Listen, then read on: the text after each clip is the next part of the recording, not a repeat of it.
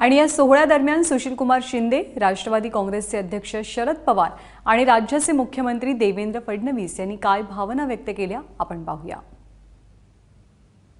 महाराष्ट्र प्रदेश काँग्रेस कमिटीमध्ये शरदचंद्रजी पवार तिथं general secretary होते। तिथं आम्ही जायचा।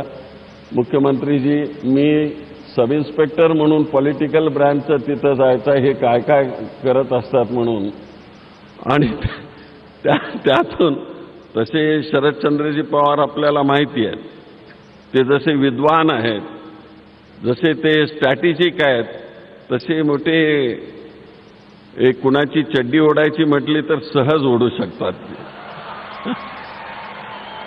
राजकारणामध्ये मी आलो 74 साली वसंतराव नाईक साहेबांनी मला राज्यमंत्री केलं। चिंता होती, नोकरीचा राजीनामा दिला,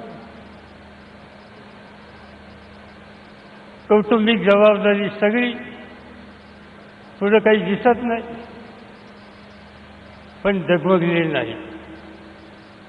आणि दुर्दैवानं ज्या ठिकाणी त्यांनी विधिमंडळाची निवडणूक लढवावी असं आम्हाला वाटत होतं आणि त्यांना संधी मिळाली नाही, ज्यांना संधी मिळाली त्यांची आवड परमेश्वराला झाली आणि त्यांचं निधन झालं, जागा खाली झाली। पुन्हा एकदा संधी, आणि सुशील कुमारांना ती संधी काँग्रेस पक्षाने दिली। मला एक गोष्ट मान्य केली पाहिजे की त्या निवडणुकीमध्ये या जिल्ह्याचा मी पालकमंत्री होतो, पण त्यांच्या यशामध्ये त्यावेळचे या जिल्ह्याचे एक नेते नामदेवराव जगताप यांचा पुढाकार होता।